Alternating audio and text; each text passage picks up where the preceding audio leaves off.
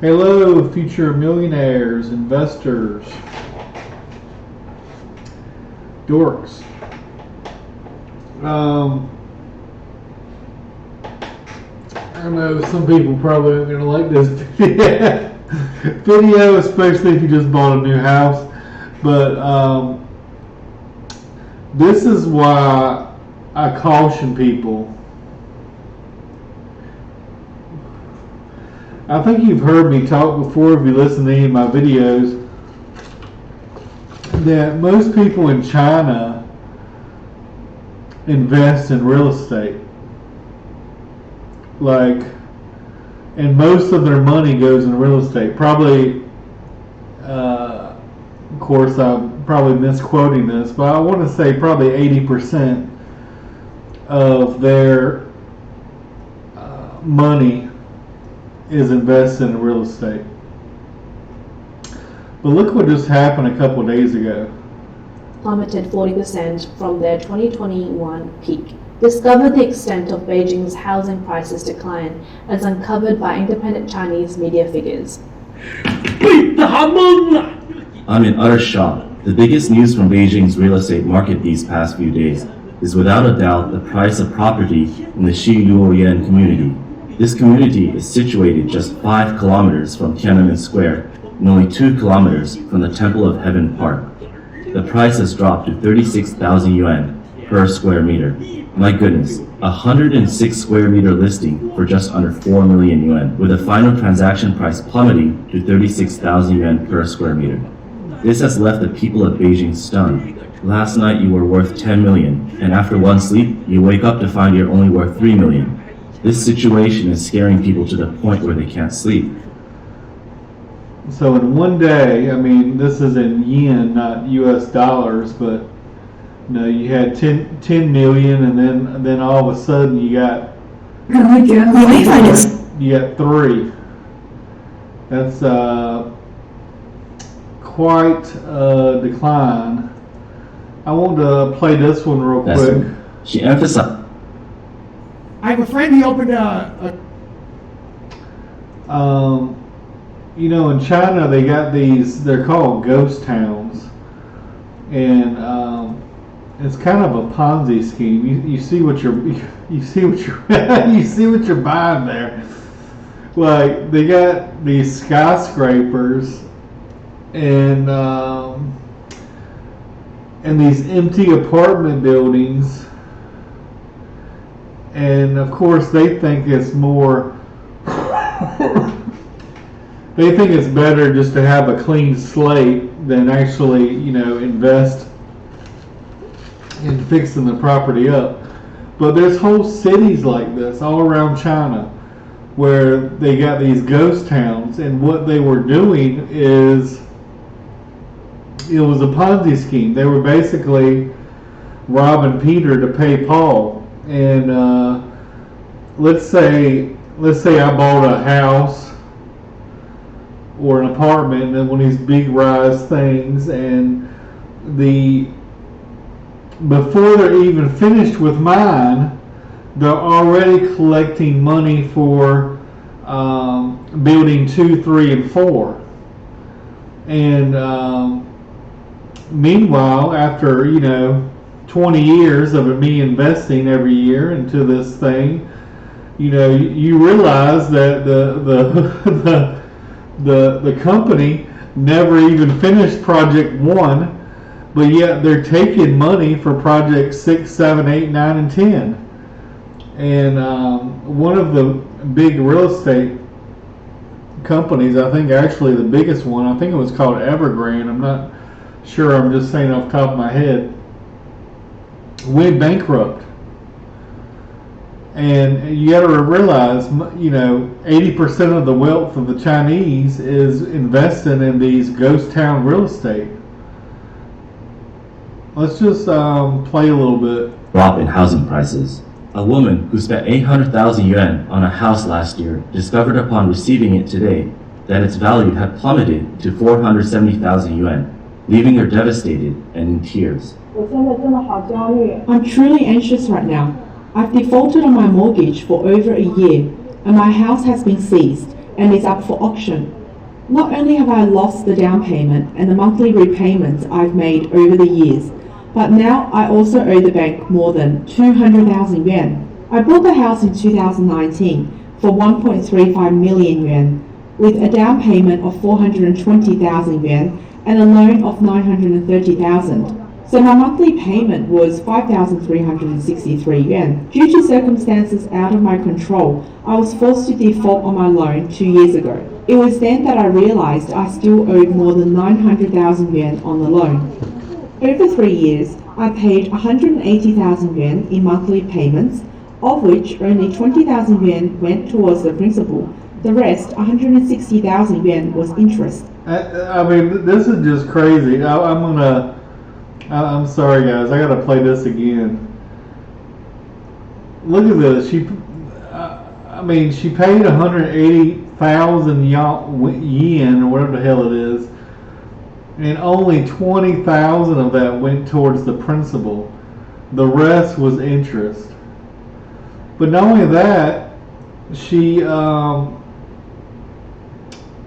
most Americans used to pay 20% down on a home, and now they pay less than 5% usually. But this lady almost paid a third. She paid almost 33% down. I'm truly anxious right now. I've defaulted on my mortgage for over a year, and my house has been seized and is up for auction. Not only have I lost the down payment and the monthly repayments I've made over the years, but now I also owe the bank more than 200,000 yuan. I bought the house in 2019 for 1.3. So I mean, she bought this house for let's just say 1.4 million yen, and she put over 400,000 yen down. So I mean, it's not quite a third, but that's really good to put a third of, you're buying let's say in the U.S. you're buying a house for 300,000 and you're putting 100,000 down. I mean, that's really good. 35 million yuan, with a down payment of 420,000 yuan and a loan of 930,000. So my monthly payment was 5,300. But the reason I bring this up is, China is the second largest economy according to the world statistics, right behind the U.S. And a lot of people think that China is going to overtake the U.S. in a couple years. I don't think so, but it's a nice little thought. But do you think that, I mean, we're in a world economy. Do you think that a housing crash in China won't affect the housing prices in the U.S.? I mean, you're talking about the second largest economy in the world. Most people think that it's going to be the number one economy in a couple years. If the largest economy in the world, housing prices plummet 80%, and most of Chinese wealth is in real estate, probably 80% of their wealth is in real estate, do you think that's going to have an impact on the U.S.? Of course it will. 63 yuan. Due to circumstances out of my control, I was forced to default on my loan 2 years ago. It was then that I realized I still owed more than 900,000 yuan on the loan. And that's crazy. I mean, like, she put 400,000 down. She paid another 200,000, and the bank suing her for 200,000.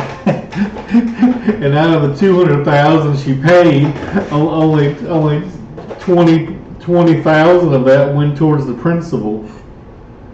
I mean, this lady just got screwed up left, right, center, and sideways. Over 3 years, I paid 180,000 yuan in monthly payments, of which only 20,000 yuan went towards the principal. The rest, 160,000 yuan, was interest. The bank calls daily demanding repayment, and after defaulting for 6 months, I was sued by the bank, and the court's judgment has been issued. Not only was my house seized, but all my bank accounts were also frozen, including even the few yuan in my WeChat. Additionally, I incurred They even took our WeChat dollars. over 100,000 yuan in fees, including penalties, default interest, mortgage handling fees, legal fees, and property preservation fees. A few days ago, the court called to inform me that my house would soon be appraised and auctioned. The appraisal price is 1 million yuan, with a starting bid at 70% of that value, only 700,000 yuan. If someone buys it at the starting bid, not only will I lose my house and the 420 yuan down payment, but I still owe the bank more than 200,000 yuan. Adding the 180 yuan I've already paid in monthly installments, my total loss amounts to over 800,000 yuan. I'm so sad that I can't even cry. 以后我就不是这里的主人了。 I will no longer be the owner of this house, the first house I've ever bought in my life. Now I have to sell it, and it's really hard to let go. I don't want to pay the mortgage anymore. I don't want to put such pressure on myself. 320万的房子， A house bought for 3.2 million yuan was finally sold for only 1.25 million yuan. After defaulting, I went down a path of no return.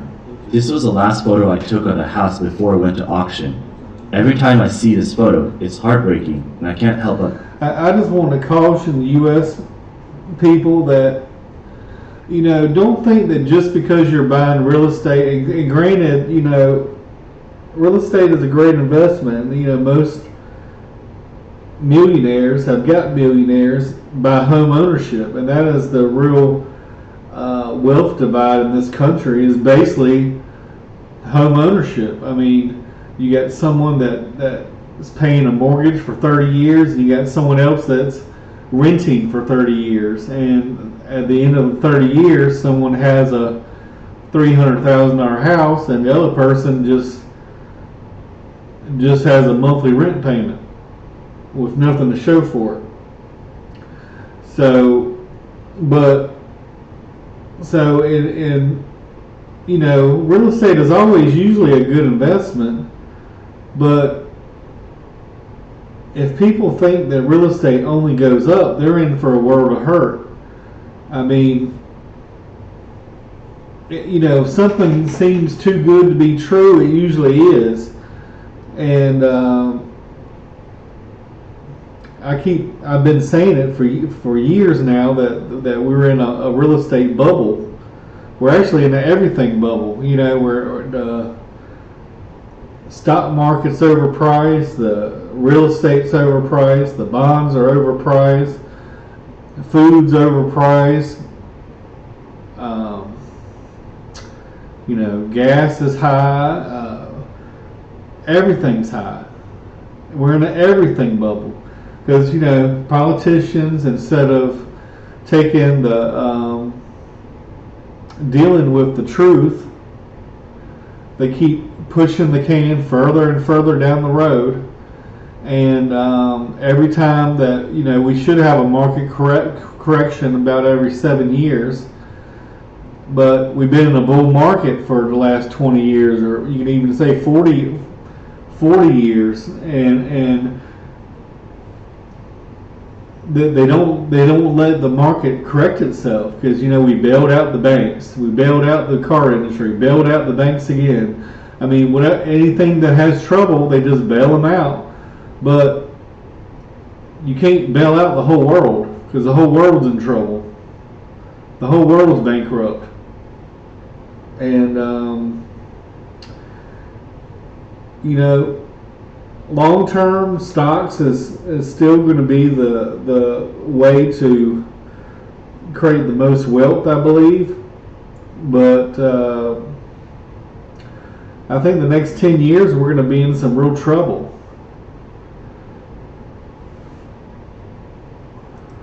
cry. I bought this 4-bedroom, 2-living-room house in 2018 with a down payment of 900,000 yuan and a loan No matter what type of severe asthma you have, Tespire can help you have fewer attacks and relieve your of 2.3 million yuan, so the monthly payments were 12,700 yuan. The pandemic severely impacted my business, and I regret buying this house because I can no longer afford the mortgage payments. I have to say, I've suffered a heavy loss. China is facing another sharp decline in housing prices, affecting cities from first-tier metropolises like Beijing and Shanghai to smaller towns of the fourth and fifth tiers, leading to widespread distress among citizens. Most affected are ordinary individuals who have spent their entire lives saving to buy a home, only to see their property values plummet by hundreds of thousands or even millions of yuan in just a few months. According to calculations by China Economic Weekly, based on new home sale prices in January, the average transaction price for new residential sales in the first 2 months of the year was about 9,600 yuan per square meter. This figure represents a decrease of 2,800 yuan per square meter from the peak in April 2023 of 12,500 yuan. This suggests that housing prices have regressed to levels seen in 2017 and 2018, erasing the gains from the recent surge. However, the downward trend in prices is far from over.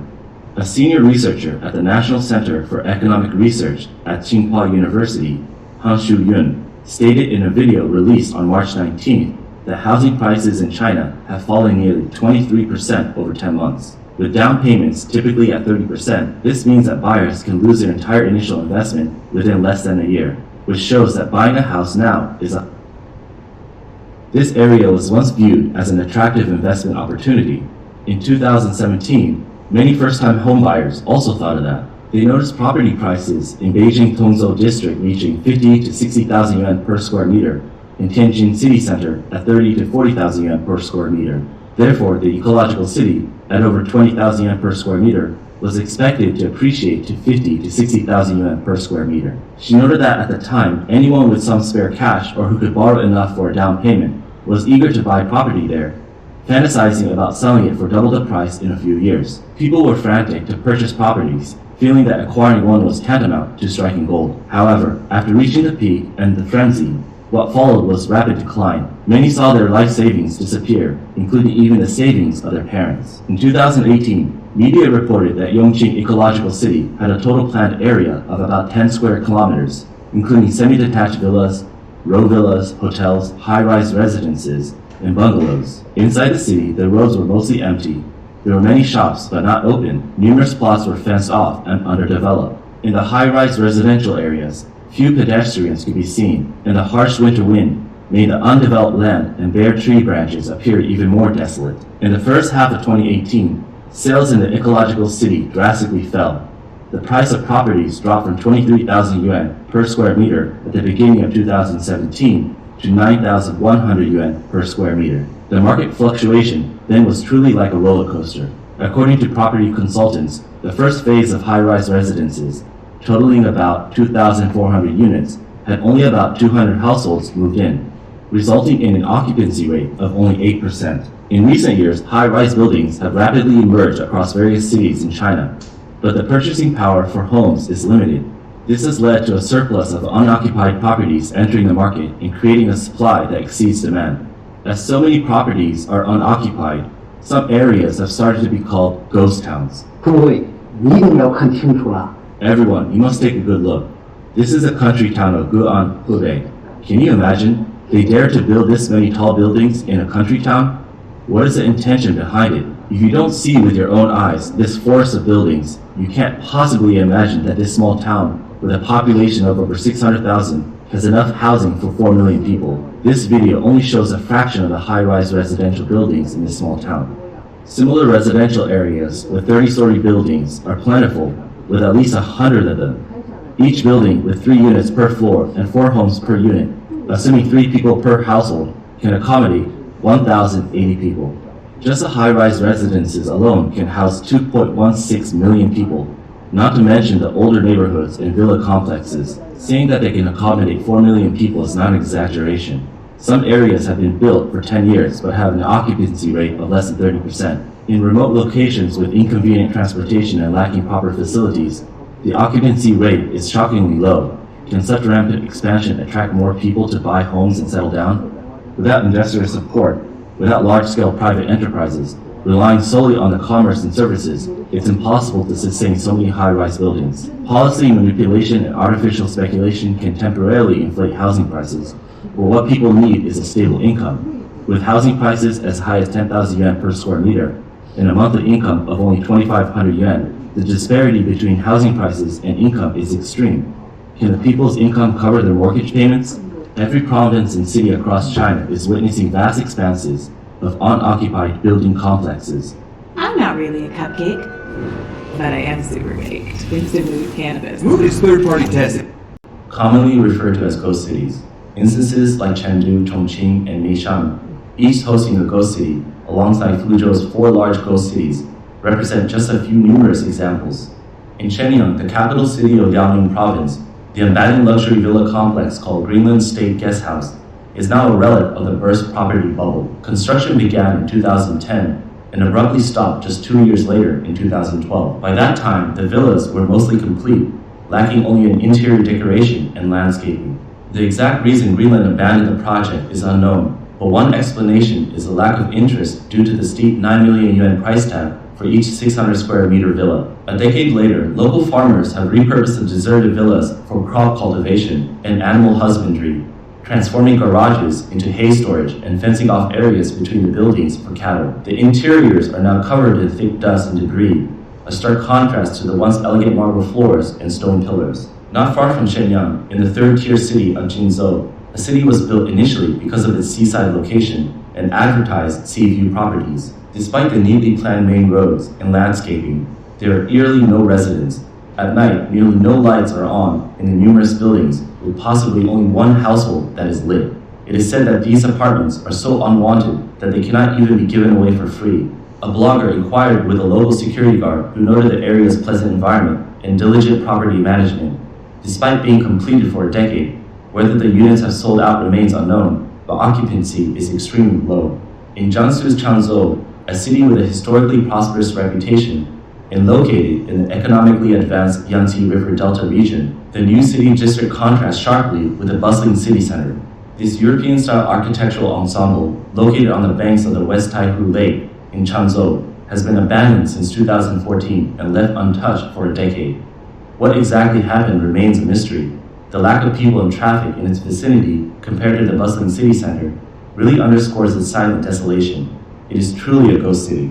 Foshan's new city, developed over 20 years at a cost of 260 billion yuan, is now referred to as the ghost city of Foshan, with the office building's vacancy rate of 80%. Visitors to Foshan New City might see well-maintained roads, planted trees, and densely built high-rises, seemingly a premium residential area, complete with the city's richest municipal services and landscaping. However, according to the latest official data, the current permanent population is only about 40,000 across 13,000 households. In light of the excessive vacancy rates of buildings in China, the former deputy director of the National Bureau of Statistics, He Keng, made some remarks at a forum last year. He criticized the bursting real estate bubble and the severe imbalance between housing supply and demand. He stated, "The current number of vacant houses can accommodate 3 billion people, which means housing is more than sufficient for the 1.4 billion population. The overdevelopment in real estate has popped the housing bubble, with a significant impact on China's economy.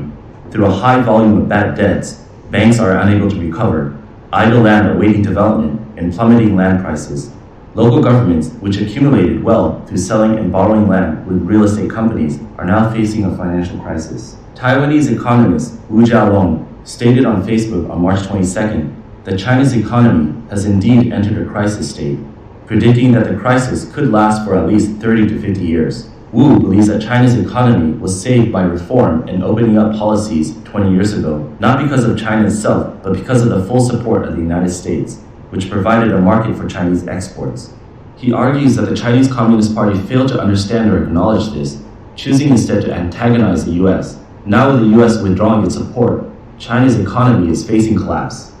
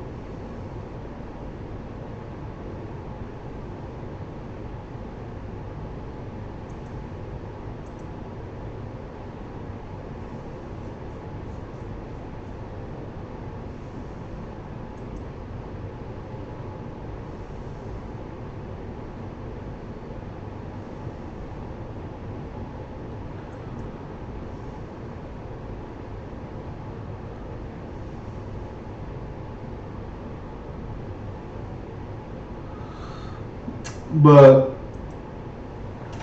I want to say they invest probably 80% of their money in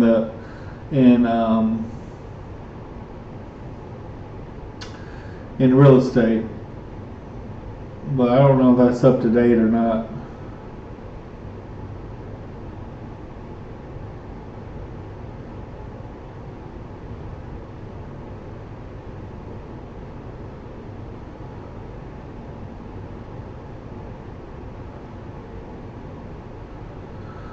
Many people put their money in real estate and bank deposits.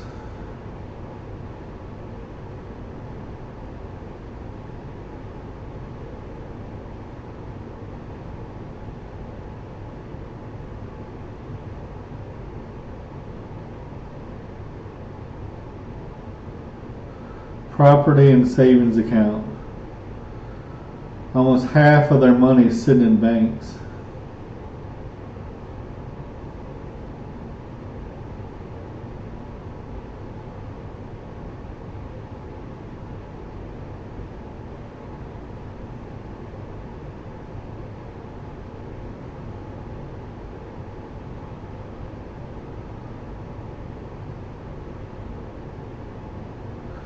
%61% of rich Chinese buy real estate abroad.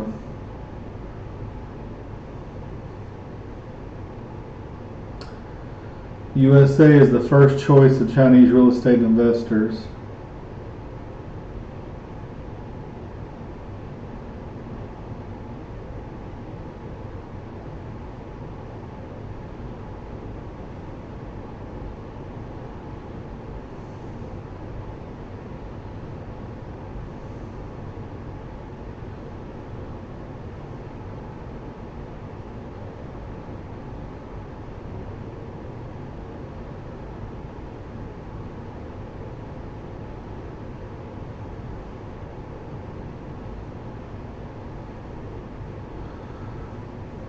So there you got it, guys. Trouble in China.